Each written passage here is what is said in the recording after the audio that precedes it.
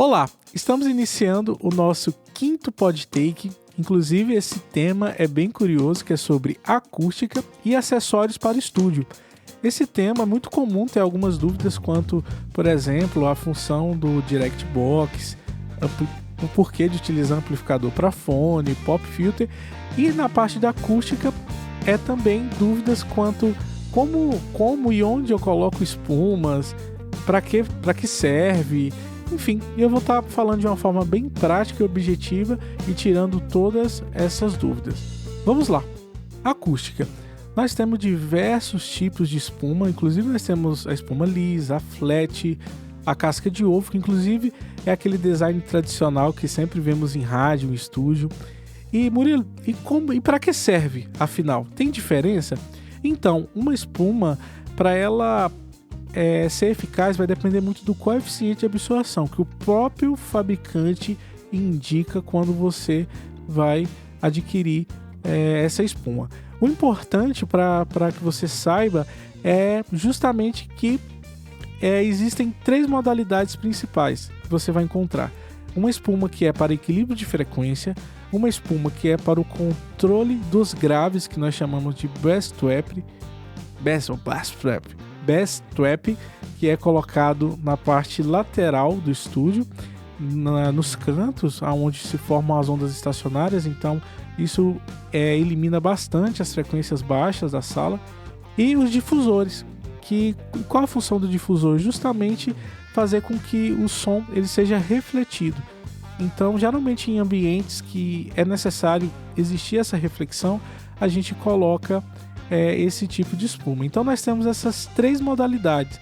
Então isso vai depender muito do seu ambiente, vai depender da forma como o seu ambiente está, no sentido do espectro das frequências, para que você possa escolher o melhor modelo. Claro, chame um profissional capacitado que tem experiência nessa área para que possa orientar e fazer todas as medições. E agora vamos para a parte dos acessórios.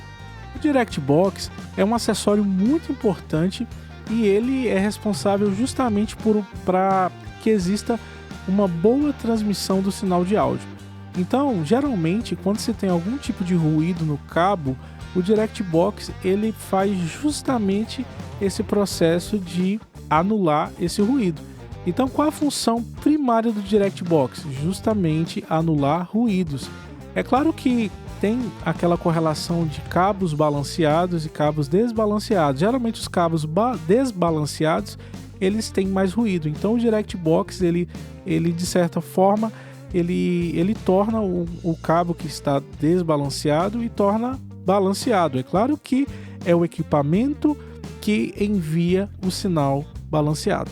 Então a principal função do DirectBox é isso. Geralmente quando o cabo é muito grande, pode ocorrer que ocasione um certo ruído. Então o DirectBox ele anula esse ruído através da alternância do pino 2 pelo pino 3 e assim não existindo mais o ruído ou diminuindo. O próximo equipamento também que é muito comum termos no estúdio é o amplificador de fone. Quem nunca teve aquela experiência de ligar um fone e achar que o fone de ouvido está com a intensidade muito fraca?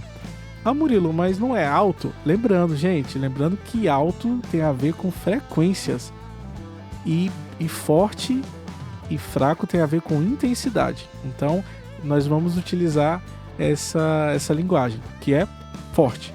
Então, geralmente, quando a intensidade está muito fraca, a gente sempre tende a querer aumentar a intensidade. E às vezes, quando a gente aumenta muito essa intensidade no próprio equipamento até chegar no máximo, isso não é bom para a vida útil do equipamento. E até mesmo também quando há uma diferença de impedância que pode levar à queima da sua entrada. Então, meu canal queimou, o meu auxiliar ele não está mais funcionando. Por que isso ocorre? Justamente por causa do casamento de impedância que não está muito adequado. Então, você aumenta muito aquela determinada saída para que exista a quantidade de energia suficiente. Isso explicando de uma forma bem prática e bem objetiva. Então a gente utiliza esses amplificadores de fone justamente para que a gente faça esse ajuste, né, dessas impedâncias e que o volume ele não esteja tão fraco, né, e ele esteja ali num ponto ideal. E por último nós temos a utilização dos pop filter, que nada mais é claro que tem uma diferença entre espuma e tem a diferença entre um filtro. A espuma ela serve muitas das vezes para proteger o microfone e até mesmo ali evitar alguma batida, alguma coisa. E nós temos os pop filter, que nada mais é do que um filtro que não deixa passar algumas similâncias, como por exemplo vento. Inclusive nesse microfone agora que eu estou utilizando, ele tem um pop filter, onde a voz chega de uma forma bem mais limpa e até mesmo dá aquela sensação de tá bem pronta assim, né? Então geralmente é essa a utilização do pop filter. Os microfones condenser não é que são obrigatórios, mas é muito importante utilizar o pop filter por como eles são mais sensíveis. Então ocorre de ter muita sobra de S e de P que acaba que compromete a gravação. Então é necessário colocar algo ali na frente, até mesmo para limitar a distância, né, da voz até na cápsula, para evitar aqueles sons de P e de S. Então esse foi o nosso 5º podcast. Inclusive o nosso próximo PodTake já vai ser uma nova temporada onde iremos trazer muitas coisas legais, inclusive sobre music business, que é o mercado da música. Iremos falar sobre como funciona carreira artística e também iremos falar um pouquinho sobre o dia a dia no estúdio, sobre as funções, sobre produção musical.